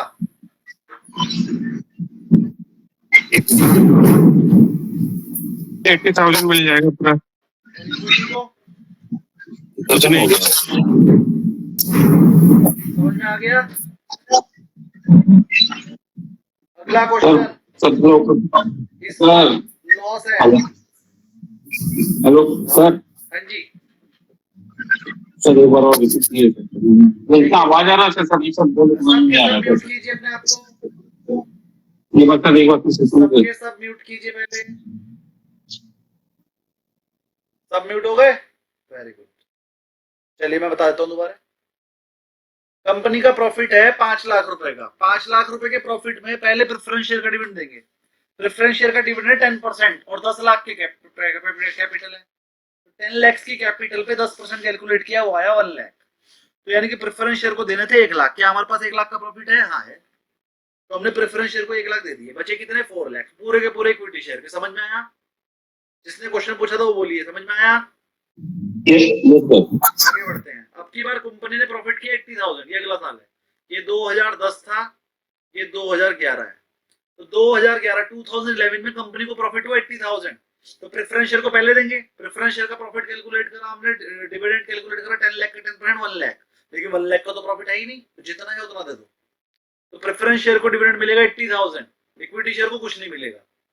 अब तीसरा साल है 2012, कंपनी को लॉस हुआ है, लॉस 50,000 रुपए। तो प्रेफरेंस शेयर को डिविडेंड कितना मिलेगा? जीरो। और जीरो सर। जीरो। अच्छे समझ में आ गया? Yes sir. इरेज कर दूं? Yes sir. चलो जी, इतना डिटेल में पढ़ा के ना अपना ही काम बढ़ा रहा हूँ। चलिए, तो equity share represent the ownership. देखो अब ध्यान से समझना, represent the ownership of the company. Paper में आ सकता है equity share are the owner of the company. आपको होगी yes. Example share stock of companies like TCS, Reliance, Apple. Investor में अर्न क्या कमाते हैं? इक्विटी शेयर होल्डर को क्या मिलता है? डिविडेंड। इंटरेस्ट नहीं मिलता, इंटरेस्ट लिखाओ। इक्विटी शेयर होल्डर और प्रेफरेंस शेयर होल्डर क्या मिलता है? डिविडेंड। Dividend. अगर प्रॉफिट हो तो ही मिलता है, वरना नहीं मिलता। तो तो इन्वेस्टर क्या क्या कमाते हैं इक्विटी शेयर से? एक तो डिविडेंड कमाते हैं and can benefit from stock price appreciation. ये पेपर में कई बार आया है कि इक्विटी शेयर होल्डर क्या कमाता है, दो चीजें कमाता है, एक तो डिविडेंड और एक एप्रिसिएशन। ये कई बार आया पेपर में। शेयर होल्डर दो चीजें कमाता है, एक तो डिविडेंड एक एप्रिसिएशन, और डिबेंचर होल्डर सिर्फ इंटरेस्ट प्लस एप्रिसिएशन अगर हो जाए तो, लेकिन इसमें डिविडेंड की जगह पर क्या आएगा? Interest. Clear? Clear sir. Debt security, please debt security bond और डिबेंचर दो चीजें होती हैं उसके अंदर, चीज काम सेम होता है, बस नाम दो है। डेट सिक्योरिटी में बॉन्ड होता है और डिबेंचर होता है। तो रिप्रेजेंट अ लोन, वहां पर क्या था वो? ऑनर। यहां पर क्या है वो? लोन। तो जो डिबेंचर होल्डर होते हैं वो लोन होते हैं कंपनी के, given by the investor to companies और गवर्नमेंट। एग्जांपल गवर्नमेंट बॉन्ड भी हो सकते हैं, कॉर्पोरेट डिबेंचर्स भी होते हैं, ट्रेजरी बिल भी हो सकते हैं। ट्रेजरी बिल को टी बिल भी बोलते हैं, ठीक है। इन्वेस्टर को क्या मिलता है वहां पर? फिक्स इंटरेस्ट मिलता है, जिसे हम कूपन पेमेंट भी बोलते हैं, और लॉस के केस में भी मिलता है। चलो एक क्वेश्चन और करेंगे।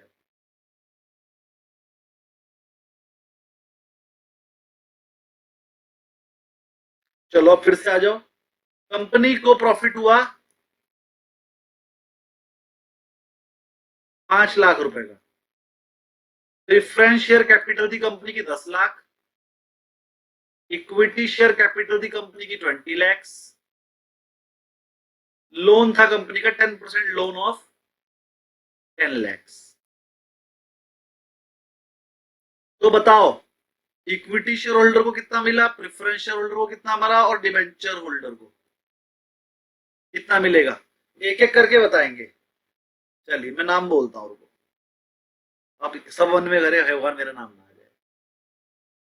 अनम्यूट कीजिए अपने आप को, सुंदर देव जी। हाँ सर। बताइए अब आप बताइए, सबसे पहले किसको करेंगे पेमेंट? सबसे पहले किसको होती है प्रेफरेंस या डिबेंचर? सबसे पहले तो आपका इसको होगा, प्रेफरेंस होगा। सबसे पहले पेमेंट होती है डिबेंचर होल्डर को। मैंने बताया था ना, जी। डिबेंचर होल्डर सिक्योर्ड होता है। डिवेंचर का, हाँ डिवेंचर को होगा, सेकंड प्रेफरेंस को होगा। हाँ, तो डिबेंचर होल्डर को कितनी होगी अभी बताओ?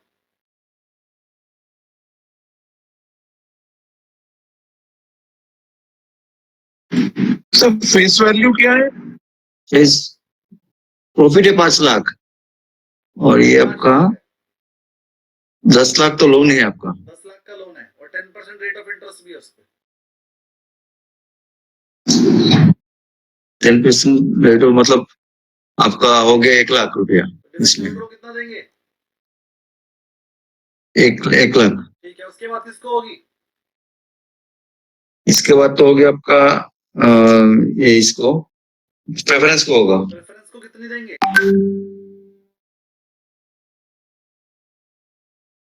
प्रेफरेंस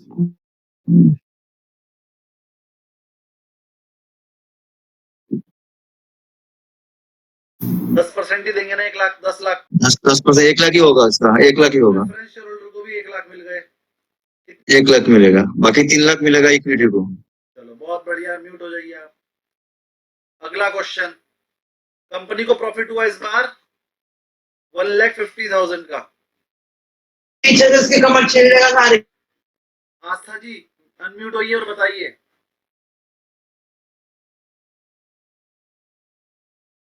आस्था जी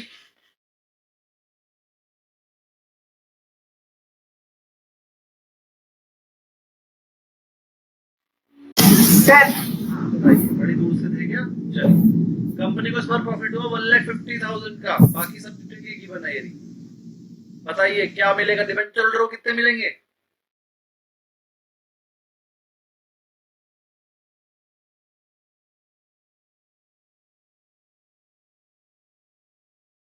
आस्था जी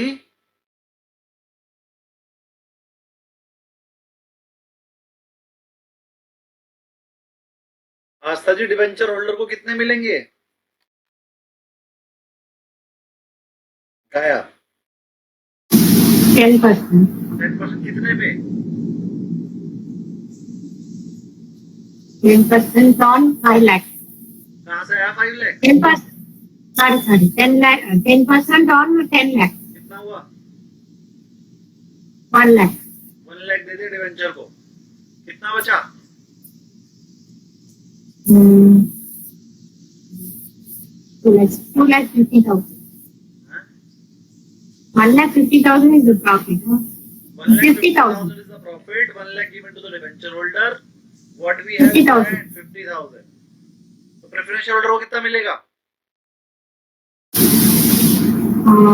50,000. कैसे आया? 10% on 10 lakh. 10% और 10 लाख तो 1 लाख बनेगा। नहीं मिलेगा. सर जो बचा है वो दे दिया। वो बचा हुआ वो दे देंगे. नहीं हमारे को प्रेफरेंस जो बचा होगा वही प्रेफरेंशियल होल्डर को 10 लाख पे 10% ही देना था, 1 लाख रुपए देना था, लेकिन जब 1 लाख है ही नहीं कंपनी के पास, देगी कहाँ से? 50,000 देना पड़ेगा। तो हम उसे फिर 50,000 जो है वही दे देंगे, लेकिन देना 1 ही लाख था और इक्विटी शेयर को कुछ नहीं मिलेगा। 0।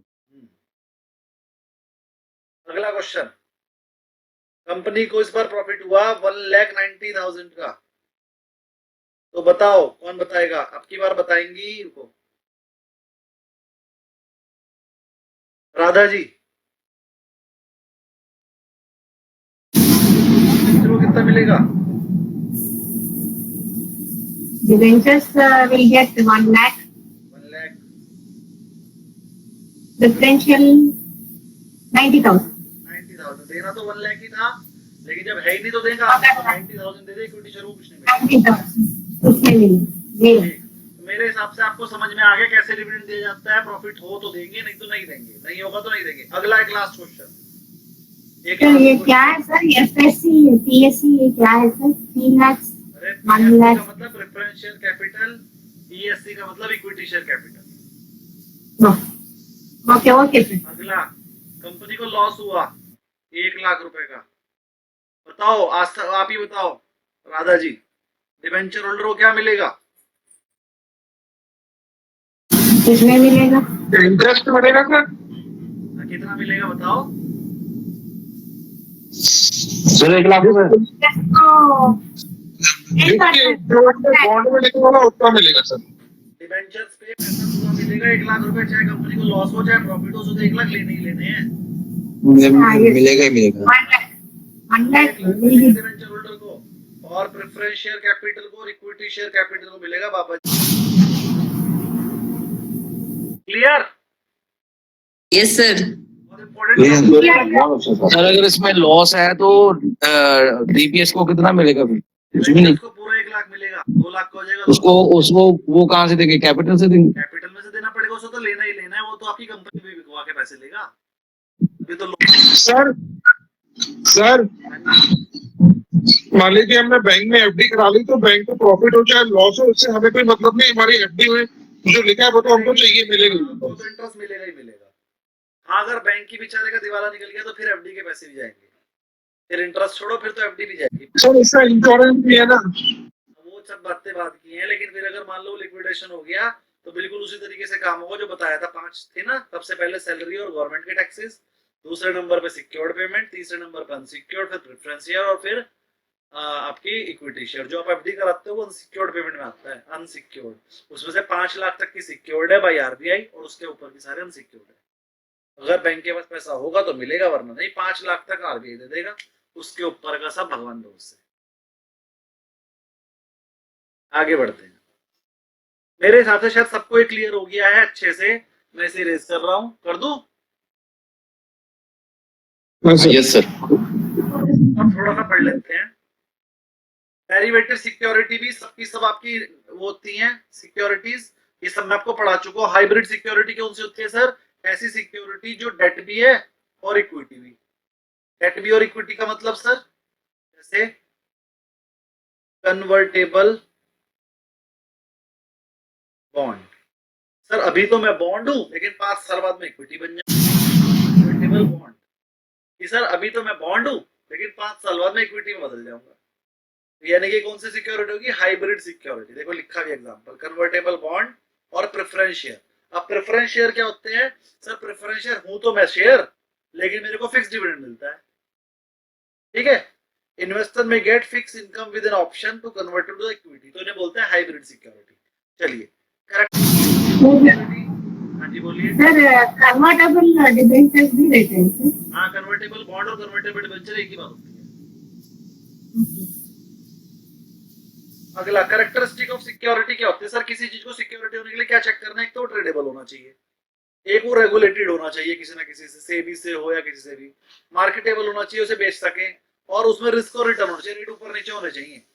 ये नहीं कि रेट फिक्स है, अगर रेट फिक्स है तो फिर वो सिक्योरिटी नहीं है। सिक्योरिटी हाइब्रिड भी हो सकती है। फंक्शंस क्या होता है सिक्योरिटी के? बिल्कुल थ्योरी आप पढ़ लेंगे। कैपिटल फॉर्मेशन और फंड मोबिलाइजेशन के लिए यूज होती है। क्या होता है सर? जब आप थोड़े पैसे लगाओगे तभी तो कैपिटल फॉर्म होगी बड़ी सी।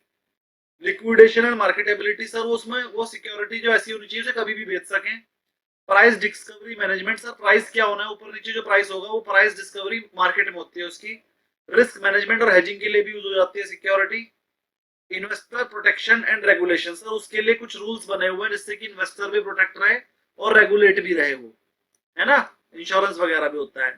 इकोनॉमिक ग्रोथ और डेवलपमेंट के लिए बहुत जरूरी है सिक्योरिटी होना। ये थ्योरी आप पढ़ लेना और पेपर में आती है, समझ में नहीं आएगी तो पूछना। वैसे नॉर्मल थ्योरी है, इसमें समझने वाला कुछ है ही नहीं। सर बिटकॉइन भी है ट्रेडेबल तो बिटकॉइन, मगर रेगुलेटर कोई नहीं है। बिटकॉइन का रेगुलेटर है क्यों नहीं है? अमेरिका में रेगुलेटर है, अमेरिका में वो सिक्योरिटी है, इंडिया में नहीं है।